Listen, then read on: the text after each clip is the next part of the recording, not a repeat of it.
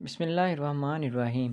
میرے والد آج گھر آئے تو بہت ہی خوش تھے۔ مجھے ان کو دیکھتے ہی بہت امید ملی تھی۔ میں نے ان سے پوچھ لیا تھا کہ ابا جان آج آپ کے چہرے پر اتنی خوشی کیوں ہے؟ آج ابا گھر آئے تو بہت پریشان لگ رہے تھے۔ انہوں نے کسی سے بھی بات نہیں کی اور سیدھا اپنے کمرے میں چلے گئے۔ میں ابا کے پیچھے پیچھے ان کے کمرے میں گئی کیونکہ وہ ایسے بھی کبھی گھر نہیں آتے تھے۔ آج وہ وقت سے پہلے گھر آ گئے تھے اور چہرے پر پریشانی کے آثار اتنے تھے کہ انہوں نے بیوی بچوں کو سلام بھی نہیں کیا تھا اور فوراً سے اپنے کمرے میں چلے گئے۔ ایسے میں وہ اماں سے بھی بات نہیں کیا کرتے تھے، مگر میں ابا کے لیے ان کی پسندیدہ الائچی والی چائے بنا کر ان کے کمرے میں لے کر چلی گئی۔ مجھے دیکھ کر وہ خوش ہو گئے پر پھر بھی بہت پریشان معلوم ہو رہے تھے۔ کہنے لگے کہ بیٹی آ کر میرے پاس بیٹھو، آج میں تم سے ایک بہت خاص بات کرنا چاہتا ہوں۔ میں سمجھی کہ شاید میں نے اب پھر کوئی امی کے بارے میں ایسی بات کر دی کہ ان کا دل دکھ گیا ہو۔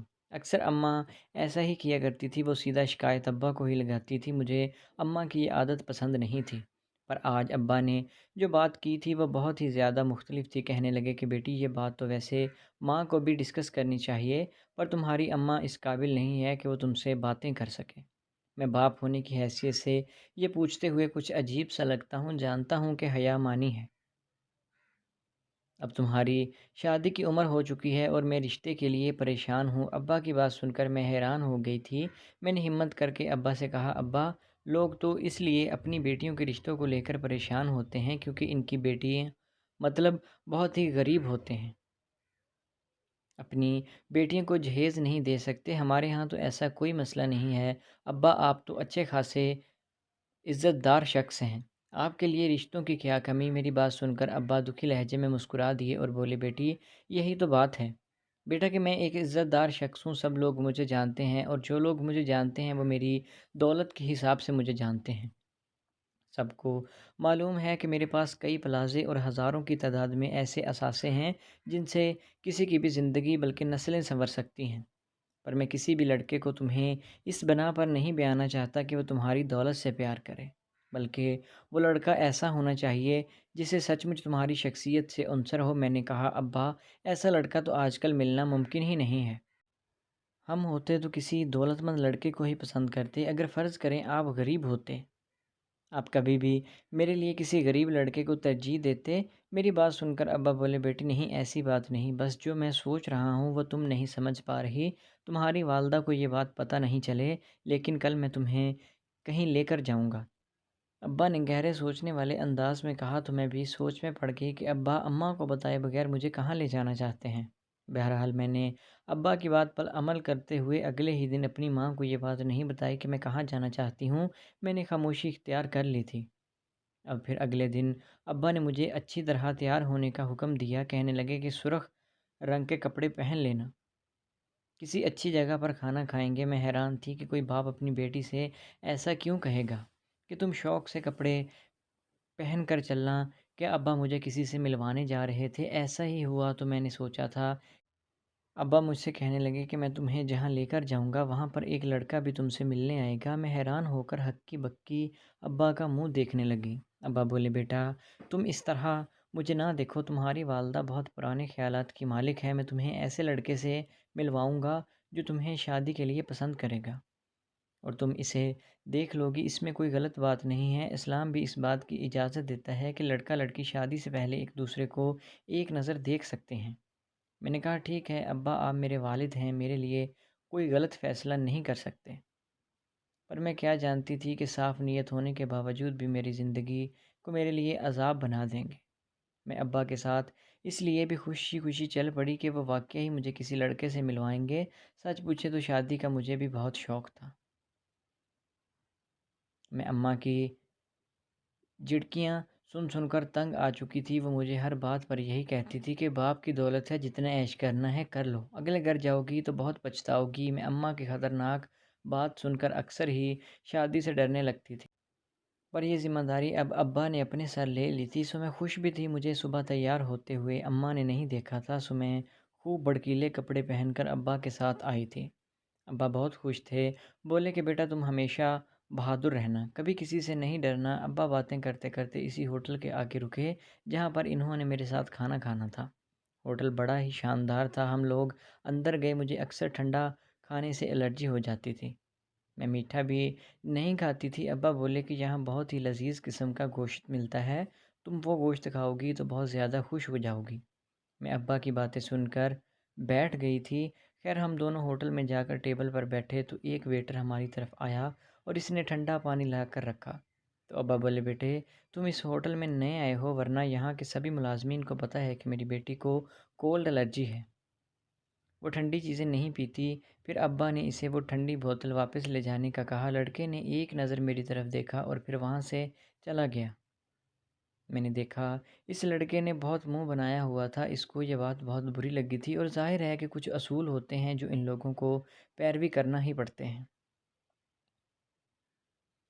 وہ کچھ بولا نہیں تھا پر اس کا مزاج بہت خراب لگ رہا تھا، بہت ہی عجیب طریقے سے اس نے مجھے دیکھا، جس پر میں نے اسے کچھ نہیں کہا، پر نہ جانے کیوں اس کی آنکھوں میں عجیب سے تاثرات تھے۔ اب یہ بات چل ہی رہی تھی کہ ایک اور لڑکا ہوٹل میں داخل ہوا اور ابا کی طرف دیکھتے ہی اٹھ کھڑے ہوئے۔ میں نے دیکھا اس نے بھی ویٹر والا ہی لباس پہنا ہوا تھا اور وہ بہت ہی مختلف لگ رہا تھا، اور ابا سے گلے ملا۔ اس نے میری طرف دیکھا اور بولا یہ ہیں آپ کی بیٹی مدیحہ۔ ابا نے میری طرف دیکھ کر کہا ہاں بیٹا، میں اسے ہی تم سے ملوانا چاہتا ہوں۔ میں ابا کو دیکھ کر حیران ہو گئی تھی، ابا اس لڑکے سے گلے مل رہے تھے، بار بار اسے کہہ رہے تھے کہ تم میرے بیٹے ہو، جس سے مجھے اندازہ ہو گیا تھا کہ یہ وہی لڑکا ہے جس کے ساتھ ابا مجھے بیانا چاہتے تھے، اس لیے مجھے بلوایا بھی تھا۔ ہم لڑکیاں تو ایک ہی لڑکے کے لیے زندگی بھر کا ساتھ سوچتی ہیں، میں نے بھی ایسا ہی کیا تھا۔ میں اس لڑکے کو دیکھ کر ہزاروں خواب بننے لگی تھی، کیونکہ وہ ستم گر بھی بہت خوبصورت معلوم ہوتا تھا۔ اسے دیکھ کر لگتا تھا جیسے وہ کوئی انسان نہیں بلکہ تراشا ہوا دیوتا ہو۔ میں اسے دیکھتی ہی رہ گئی تھی۔ ابا نے مجھ سے بہت بار کہا تھا کہ تم اس سے بات کرو، یہ موحد ہے، یہ بہت زیادہ نفیس طبیعت کا مالک ہے۔ میں ابا کی باتیں سنتی گئی، پر وہ لڑکا مجھے کچھ عجیب اور پس اسرار بھی لگا تھا۔ اس نے مجھ سے زیادہ بات چیت نہیں کی تھی، وہ زیادہ تر ابو کی طرف باتیں کر رہا تھا جبکہ میں ان دونوں کو دیکھ رہی تھی۔ لیکن مجھے ابھی تک اس بات پر حیرت ہو رہی تھی کہ ابا نے میرے لیے ایک ویٹر کو ہی کیوں چنا تھا، مجھ میں کس چیز کی کمی تھی۔ تھوڑی دیر باتیں کرنے کے بعد وہ کہنے لگا کہ اگر آپ مناسب سمجھے تو میں اپنی والدہ کو آپ کے گھر بھیجوں گا۔ ابا نے میری طرف دیکھ کر کہا پہلے میں اپنی بیٹی کی مرضی پوچھوں گا، پھر آپ لوگوں کو بتاؤں گا۔ لڑکے نے ایک چڑھتی سی نظر مجھ پر ڈالی اور وہاں سے چلا گیا۔ مجھے اس کی یہ قاتل ادائیں پسند آ گئی تھیں۔ اس کے جانے کے بعد ابا نے مجھ سے میری رائے پوچھنے لگے، بیٹی تم کیا کہتی ہو، یہ لڑکا تمہیں پسند آیا ہے؟ میں نے فوراً سے ہاں میں سر ہلا دیا۔ میں نے کہا ہاں، یہ تو بہت ہی سادہ ذہین اور لائق لگ رہا ہے، اس کی باتوں سے لگا ہے کہ یہ بہت زیادہ ہمدرد بھی ہے۔ میری بات سن کر ابا ہنس دیے تھے اور بولے تم نے ابھی سے اپنے ہونے والے شوہر کی تعریفیں شروع کر دی ہیں۔ ابا کی بات سن کر میں تھوڑی شرمندہ ہوئی، سو میں خاموش ہو گئی تھی۔ ابا واقعہ ہی مطمئن اور خوش لگ رہے تھے۔ تقریباً 3-4 گھنٹے کے بعد جب ہم لوگ گھر پر لوٹے تو میری والدہ بہت غصے میں تھی، بولی کہ مجھے سب پتہ ہے کہ تم لوگ کہاں سے آئے ہو۔ اپنی اماں کی باتیں سن کر مجھے بہت زیادہ ڈر بھی لگا تھا کہ کہیں انہیں یہ بات کا پتہ لگ گیا تو میرے لیے قیامت آ جائے گی۔ اماں مجھے دن کو سمجھانا شروع کر دیں گی اور رات سے صبح ہو جائے گی، پر ان کا لیکچر ختم نہیں ہوگا۔ میں نے چپکے سے ابا سے چپکے سے یہ بات کہہ دی تھی کہ اماں کو اس بات کے بارے میں ذرا بھی بھنک نہ پڑنے دینا، جب رشتہ پکا ہو جائے گا تو اماں کو بھی بتا دیں گے۔ میری والدہ ایک روایتی قسم کی خاتون تھی، محبت کی شادی تو دور کی بات، غیر لڑکے لڑکی کے ساتھ کھڑے ہونے کو بھی بہت برا مانتی تھی۔ میرے ابا روشن خیال کے مالک تھے، اس لیے انہوں نے چیزوں سے کوئی فرق نہیں پڑتا تھا، اور ظاہر ہے جو ابا کے پاس میرے لیے رشتہ مانگنے آیا تھا وہ بھی اتنا برا تو نہیں تھا۔ ابا نے کچھ سوچ کر ہی اسے میرے لیے بلایا ہوگا۔ حیرت یہ بھی تھی کہ وہ صرف ایک ویٹر تھا، میں بلا ویٹر سے کیسے شادی کرتی۔ ابا نے گھر آتے ہی مجھے اپنے کمرے میں بلایا اور کہنے لگے اب بتاؤ بیٹی تمہیں وہ لڑکا کیسا لگا؟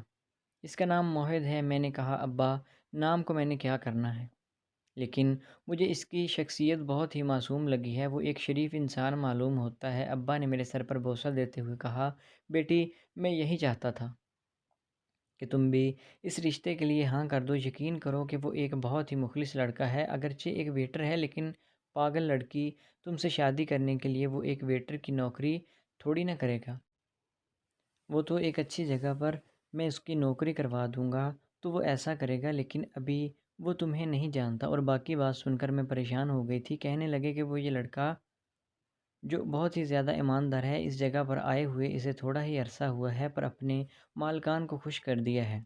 میں ابا کی باتیں سننے میں محو تھی، پتہ ہی نہیں چلا کہ کب رات ہو گئی اور اماں میرے کمرے میں داخل ہوئی۔ میں ابا کے پاس بیٹھی ہوئی تھی، باتیں کر رہی تھی کہ اماں جی کو غصہ آ گیا، مجھ پر چلاتے ہوئے بولیں کہ تم کہاں گئی تھی؟ میں نے کہا اماں میں نے کہاں جانا ہے، چھوٹے موٹے سے زیورات لینے گئی تھی۔ اماں نے تیوری چڑھا کر مجھے دیکھا اور کہنے لگی بیٹی ابھی تمہیں اس عمر میں ان زیورات کی کیا ضرورت تھی، تم فی الحال اپنی حفاظت کرو، میں تمہاری شادی کسی شریف لڑکے سے کر دوں گی۔ اماں کی باتیں سن کر میرا دل ایک بار پھر سے دھڑکنے لگا تھا۔ اماں نے میرے لیے کوئی الگ لڑکا سوچا ہوا تھا، یہ بھی ایک الگ سردردی تھی۔ میں نے خاموشی اختیار کر لی، رات کو ابا کو بھی بتا ہی دیا تھا کہ اماں کو میری خاموشی ہضم نہیں ہو رہی، پر ابھی تک انہوں نے اس بات کا جواب نہیں دیا تھا، یہاں تک کہ صبح ہو گئی۔ ابا نے اماں سے کہا کہ آج ایک خاص مہمان ہمارے گھر آئیں گے، خوب سیوا کرنی ہے۔ اماں ابا کے پیچھے ہی پڑ گئی تھی کہ بتاؤ تم کس مہمان کو بلانا چاہ رہے ہو؟ ابا بولے میرا ایک دوست ہے۔ پھر ابا نے شاید حقیقت بتانا مناسب سمجھی، بولے کہ میں مدیحہ کے لیے ایک رشتہ دیکھ رہا ہوں۔ یہ سن کر اماں چڑ گئی تھی اور بولی ہاں ٹھیک ہے، 200 لڑکوں کو بلا لو میری طرف سے، لیکن میں کسی ایک کو بھی کھانا پکا کر نہیں دوں گی، میرے پاس اتنی طاقت نہیں ہے کہ میں روز ایسے مہمانوں کو نپٹوں۔ خدا کے لیے تم یہ مہمانوں والا سلسلہ چھوڑ دو۔ ابا نے اماں کو بتا دیا کہ یہ مہمان خاص ہے، مدیحہ کا رشتہ دیکھنے آئے گا۔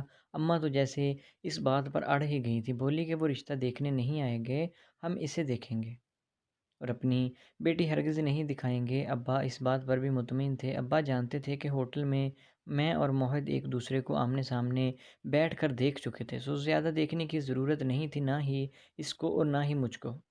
اس لیے ابا مطمئن تھے، انہوں نے اماں کی ہر شرط مان لی تھی اور کہا کہ بالکل بھی وہ لوگ ہماری بیٹی کو نہیں دیکھیں گے، یعنی مرد کوئی بھی میری بیٹی کو نہیں دیکھے گا، صرف خواتین آئیں گی رشتہ مانگنے میں۔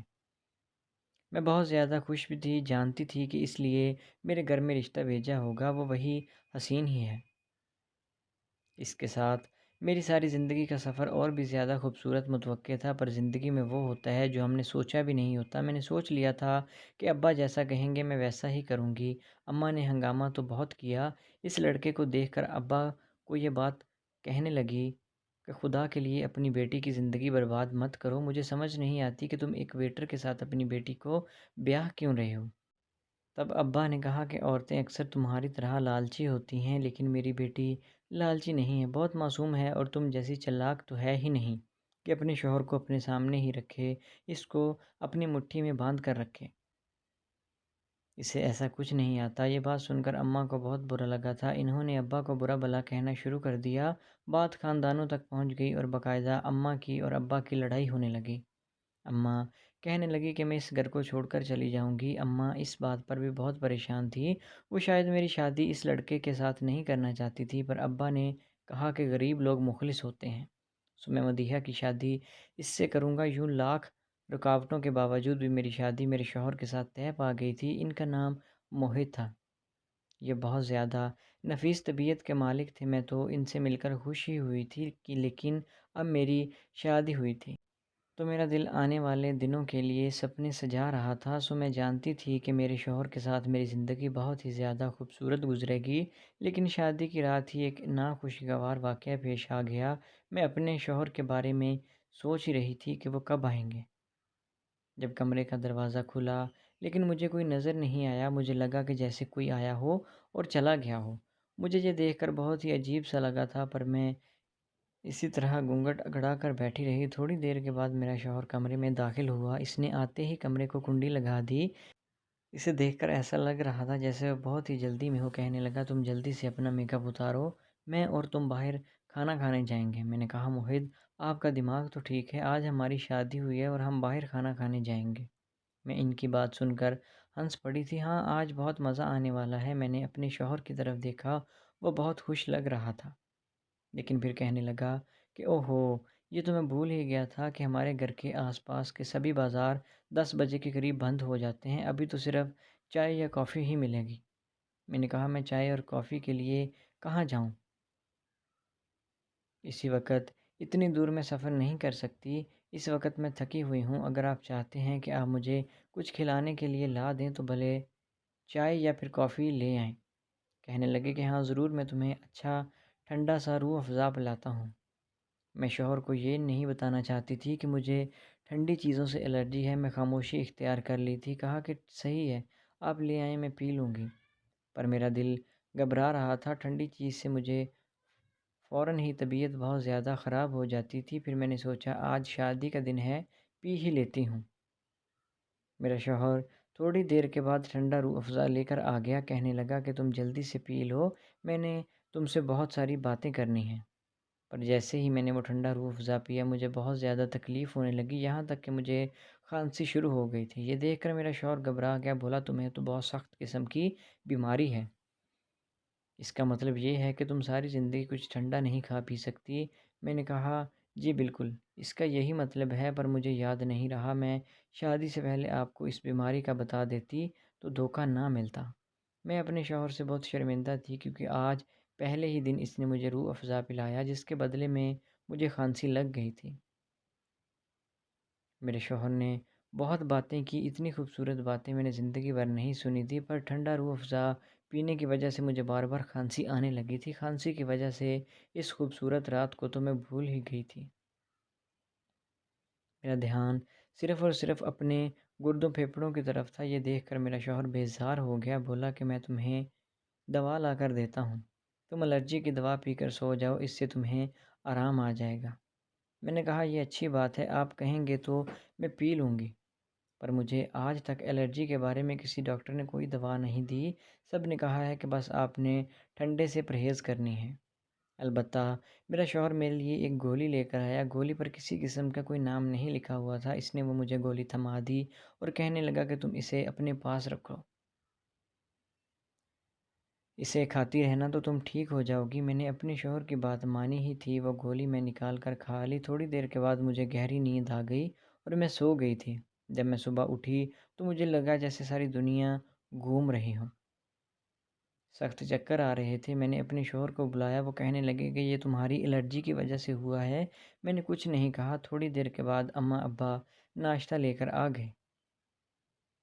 یوں رسم و رواج میں ساری بات بھول ہی گئی تھی، پر ابھی ابھی میرا سر بھاری محسوس ہو رہا تھا، لیکن میں سب کے سامنے اس کا اظہار نہیں کرنا چاہتی تھی، سو خاموش رہی تھی۔ پھر رات ہوئی تو ایک عجیب واقعہ ہوا، میں نے دیکھا کہ آج پھر میری طبیعت بگڑ رہی ہے۔ آج کھانے پینے والا تو کچھ ایسا تھا بھی نہیں، اور مجھے لگا کہ میرے شوہر کی جیب میں بھاری برف کے ٹکڑے ہیں۔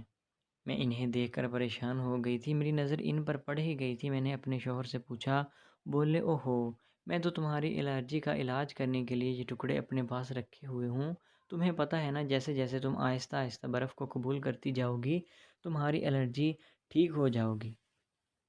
میرے شوہر کی بات کچھ حد تک صحیح بھی تھی، انہوں نے مجھے بتایا کہ وہ جس ہوٹل میں ویٹر کے طور پر کام کرتے ہیں وہاں بھی ایسا ہی ہوتا ہے، جس کسی کو کسی چیز سے الرجی ہوتی ہے وہ تھوڑی دیر بہت کھا لیتا ہے اور پھر ٹھیک ہو جاتا ہے، لیکن اس کے ساتھ یہ دوا بھی لینا لازمی ہوتی ہے۔ ساتھ ہی میرے شوہر نے ایک اور گولی مجھے تھما دی۔ رنگ برنگی گولیاں کھا کر میرے منہ کا ذائقہ خراب ہو چکا تھا، کیونکہ شوہر کے کہنے پر میں ایسا ہی کیا، لیکن رفتہ رفتہ مجھ پر ساری حقیقتیں کھلنے لگی جو کہ میں نے سوچی بھی نہیں تھی۔ میرا شوہر بار بار میرے والد سے ایک ہی بات کرتا تھا کہ وہ جائیداد کب ان کے نام کریں گے۔ میں سوچتی تھی کہ شاید میرا شوہر میرے لیے ایسا کہتا ہے، پر ایک رات میں نے اپنے شوہر کو کسی سے فون پر باتیں کرتے ہوئے سنا۔